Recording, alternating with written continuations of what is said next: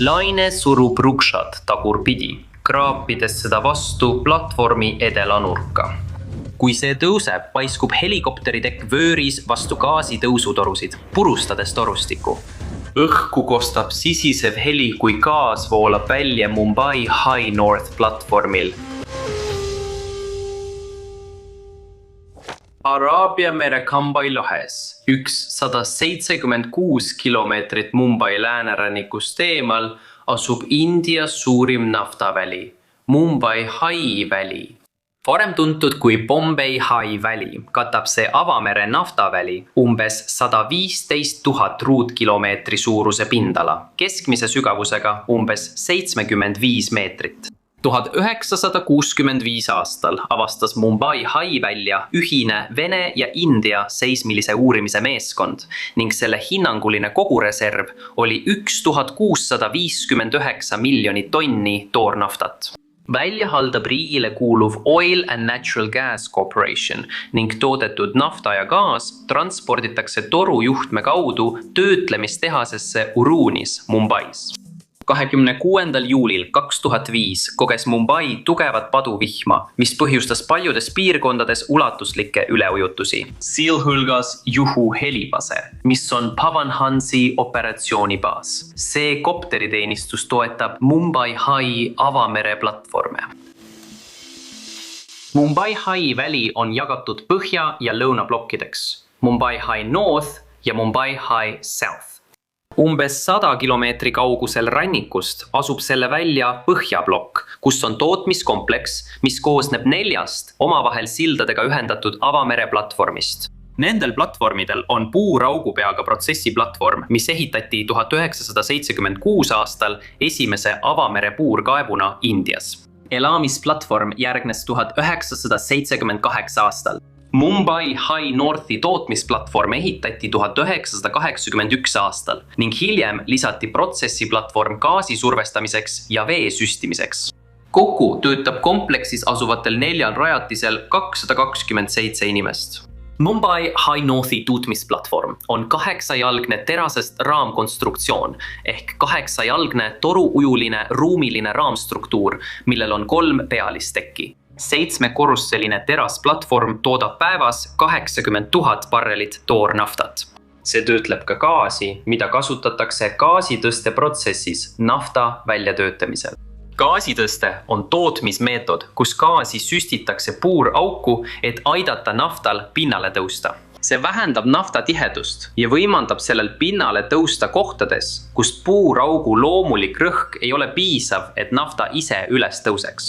Platvormil on 10 vedeliku tõusutoru nafta ammutamiseks ja 5 gaasi sissepritsetoru gaasi puurauku suunamiseks, läbimõõduga 30–40 sentimeetrit, mis asuvad terasest konstruktsiooni välisküljel. Riserid on torud, mis viivad nafta või gaasi puuraugust platvormile või sealt välja. Nafta eksporditakse maismaal asuvatesse rajatistesse veealuste torujuhtmete kaudu. 27. juulil on Mumbai High Northis mussoonihooajal ilmastikutingimused tormilised. Tugevad tuuled kiirusega 25 sõlme ja hoovused kiirusega 2 sõlme muudavad mereolud karmiks. Laine kõrgus ulatub 4–5 meetrini. Vaatamata ilmale viib Samudra Suraksha pardal 84 inimest, sealhulgas 6 küllastussukeldujat, samas piirkonnas läbi sukeldumisoperatsiooni, kuid eemal Mumbai High Northi platvormist. Samudra Suraksha on 100 meetri pikkune mitmeotstarbeline abilaev, millel on helikopteri maandumisplats ja tulekustutusvarustus. Laeva omanik on Oil and Natural Gas Corporation, kuid seda opereerib India laevandusettevõte. Suraksha on dünaamilisel positsioneeritav teise klassi laev, millel on 1 peapropeller, 2 ahtris asuvat asimuud tõukurit ja 2 vööris asuvat tunneldõukurit. Dünaamilise positsioneerimise süsteem juhib tõukureid arvuti abil, kompenseerides tuule ja lainete mõju ning reageerides automaatselt satelliitide GPS-signaalidele. Kooskõlas merepõhjas ja platvormidel asuvate akustiliste majakatega. Vajadusel saab süsteemi käsitsi üle võtta ja juhtida tõukureid eraldi kangjuhtimise abil. Sellel on eraldi gaasi, rooli ja tõukejõu juhtimine. Samuti on võimalik tõukureid otse juhtida vajutusnuppude abil, mööda minnes kangjuhtimisest, mida nimetatakse avariijuhtimiseks. Suruksha pardal on küllastussukeldumissüsteem, mis võimaldab sukeldujatel viibida kõrgsurvekeskkonnas, nii et neid saab sukeldumiskellas vette lasta, tagasi tuua ja puhata ilma rõhku muutmata. Elades küllastussüsteemis lükkavad sukeldujad edasi pika dekompressiooni, mis võib võtta päevi, kuni nende 28 päeva pikkune tööperiood lõpeb. Noble Charlie Yester pardal 73 inimest asub kaevu peaplatvormil ja teostab erinevaid puuraugus tehtavaid töid Prahtia Oil and Natural Gas Corporationi nimel.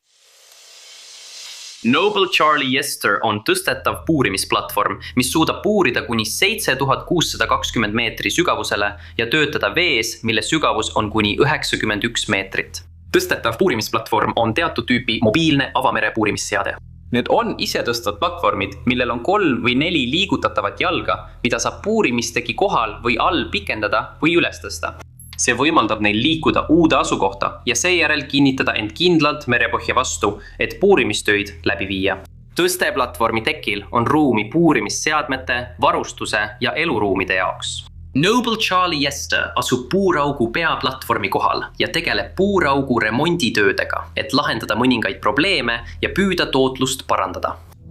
Kell 14.00 teatatakse kapten Suresh Chandile, laeva Suraksha kaptenile, et nende kokk on toidu valmistamisel kogemata 2 sõrmeotsa ära lõiganud. Kapten Chand annab käsu sukeldujad kellasse tagasi kutsuda ja kell laevale tagasi tuua. Kui sukeldujad viiakse laeval asuvasse saturatsiooni sukeldumissüsteemi, arutab meeskond vigastada saanud koka olukorda. Kapten usub, et kokk vajab meditsiinilist evakuatsiooni kaldale ning Oil and Natural Gas Corporationi esindaja nõustub sellega. Nad helistavad Pavan Hansile Mumbai Juhu helikopteribaasi, kuid neile öeldakse, et kopterid on halva ilma tõttu maa peal. Kuid Mi-172. Pavan Hansi helikopter on pargitud tootmisplatvormi helikopteri väljakule. Kell 14.45 helistab kapten Chand laeval Suraksha tootmisplatvormi avamere paigaldiste juhile, et paluda helikopteri transporti vigastatud kokale. Kuna merel on kõrged lained ja 5-meetrine lainetus, on Suraksha pardale maandumine vigastatud koka äratoomiseks liiga ohtlik. Seega lükatakse taotlus tagasi. Kapten Chand palub luba vigastatud kokk tootmisplatvormile üle viia inimeste tõstekorvi abil, et ta saaks vajaliku arstiabi. Surakshal palutakse oodata, sest platvormil tegeletakse parasjagu avamere varustusalusega. Suraksha helistab majutusplatvormile, et paluda arsti abi, kuid arst ei ole saadaval.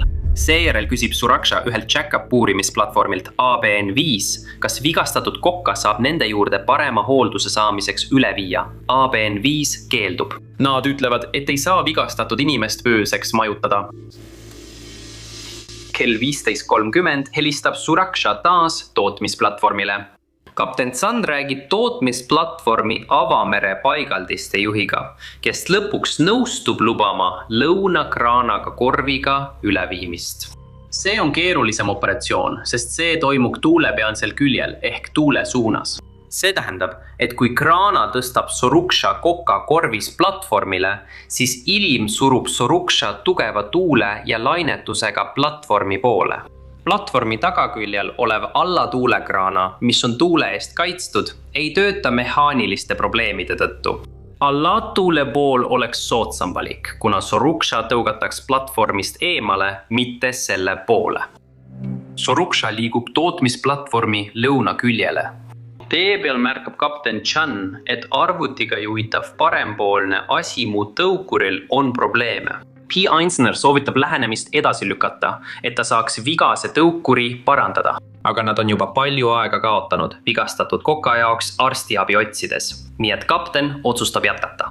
Nad lülitavad dünaamilise positsioneerimissüsteemi käsitsi juhtimisele, kasutades hädaolukorra režiimis juhttangi. Suruksha läheneb pagurbidi, vöör suunatud vastu 35 sõlme tuult, 3 sõlme hoovust ja 5-meetrist lainetust. Kell 16.05 viiakse vigastatud kokk edukalt üle korviga, kasutades tootmisplatvormi lõunapoolset kraanat. Kui Suruksha hakkab eemale liikuma, tabab laeva suur laine, surudes selle tagasi platvormi edelanurka. Kui vöör tõuseb lainemõlgu põhjast välja, haarab helikopteriplatvorm ekspordigaasi tõstetorusid. Need tõstetorud asuvad platvormi konstruktsiooni välisküljel. Neil on vahetult merepinna kohal kaitsepiirded, mis kaitsevad neid väiksemate avamere varustusaluste eest. Soruksha on suur mitmeotstarbeline tugilaev ja kui see vastu konstruktsiooni põrkub, puruneb torustik, lastes gaasil välja pääseda. Platvormi meeskond kuuleb tugevat sisisevat heli, kui gaas purskab kahjustatud tõstetorudest välja, paiskub üle Soruksha helikopteriplatsi, tabab silda ja süttib, moodustades tulepalli, mis neelab kiiresti Soruksha. Tõstetorudest purskab välja joaleek, kui kõrgsurve gaas pääseb välja ja süttib. Tuli levib kiiresti naaber tõstetorudeni, mis asuvad üksteisele lähedal ega oma tulekaitset. Kui tuli süveneb, toimub 3 järjestikust plahvatust, mis rebivad läbi tootmisplatvormi ja seejärel majutusplatvormi.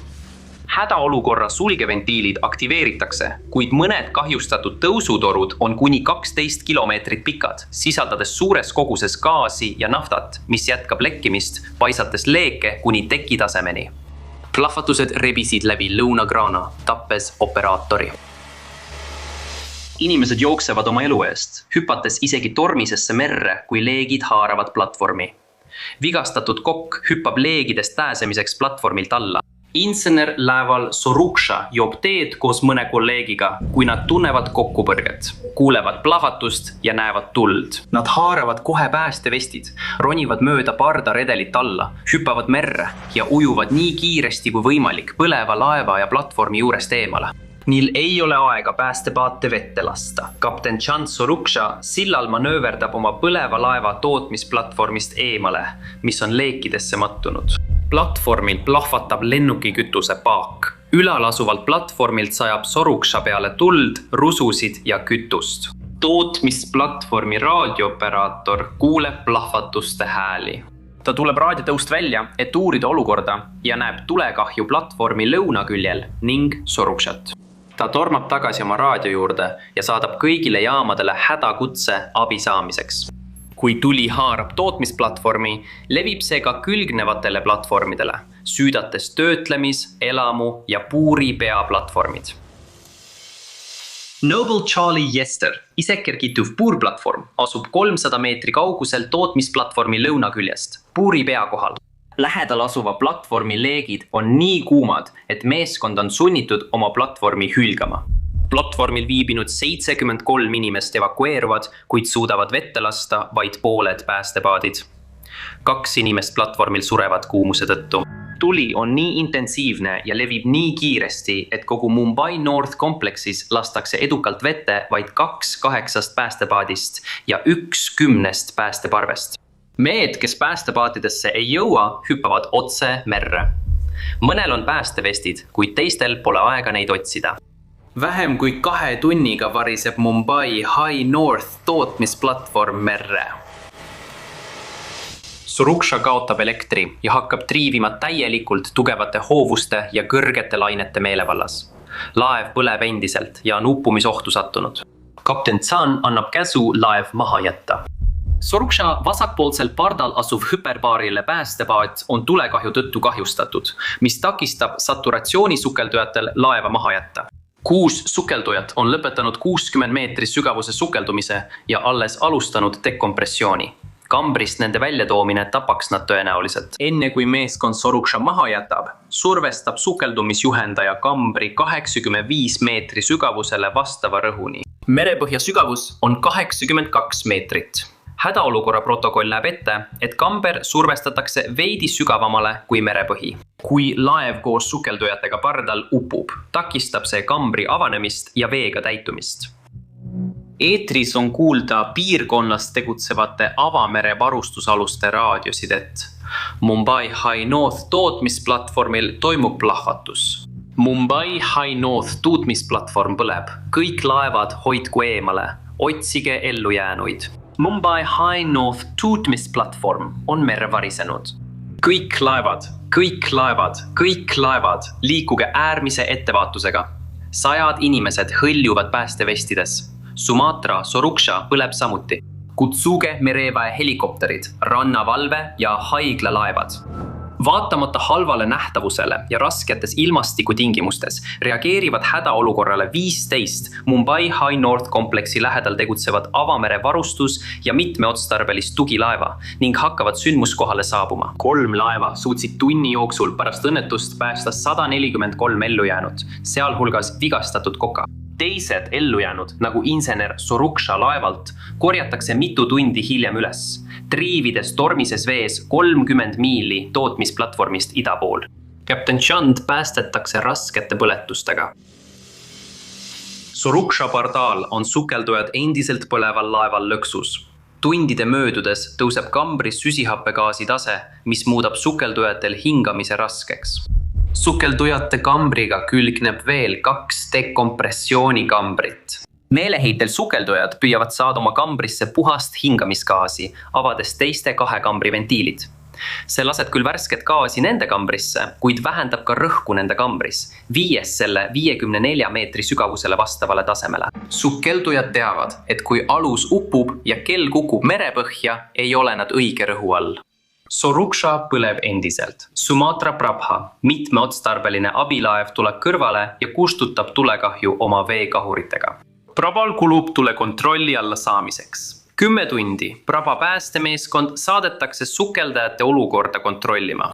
Päästemeeskond annab rõhuluugi kaudu saturatsioonikambrisse ühendit nimega sodasorb, et see neelaks õhust CO2 ja teisi happelisi komponente. Seejärel pumbatakse kambrisse värske hapniku ja heeliumi segu. Pardale tuuakse sukeldumismeditsiini spetsialist, kes hakkab sukeldujaid jälgima. Ta suurendab dekompressiooni kiirust 48 tunnilt 30-le. Koidikul saabuvad sündmuskohale India mereväe ja rannavalvelaevad. Selleks ajaks on enamik ellujäänutest, umbes 326 inimest, turvaliselt üles leitud ja reageerivate avamere varustusaluste poolt pardale võetud. India merevägi ja rannavalve suutsid päästa veel 12 ellujäänut. 15-tunnise perioodi jooksul päästetakse õnnetuspaigast 384 inimesest 362. 11 inimest kuulutatakse surnuks ja 11 on merel kadunud. Päästetöid mõjutavad tõsiselt ilmastikuolud. Mussoon hoiab kõik piirkonna helikopterid maas mitmeks päevaks.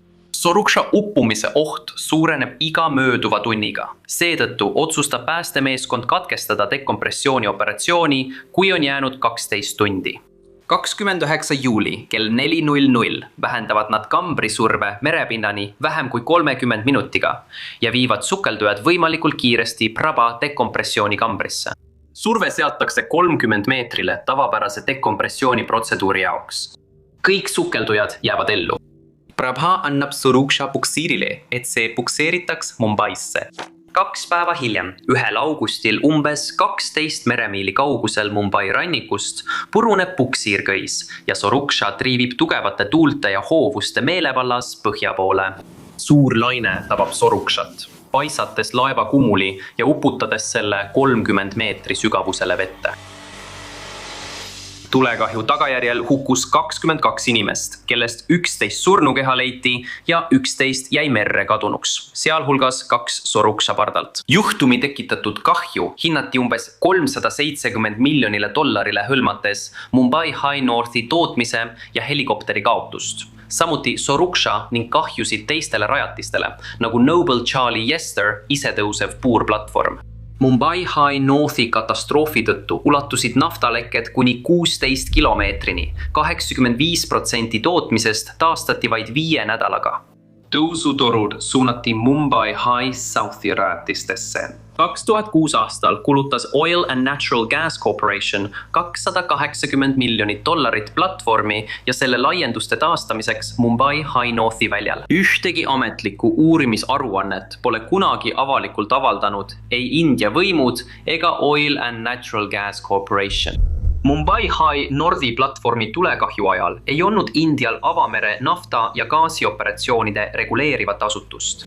Ainsad standardid või eeskirjad olid need, mille kehtestas platvormi operaator Oil and Natural Gas Corporation. Selle juhtumi tulemusena lõi India 2008. aastal reguleeriva asutuse, mis jälgib ja juhib avamere nafta- ja gaasitegevust.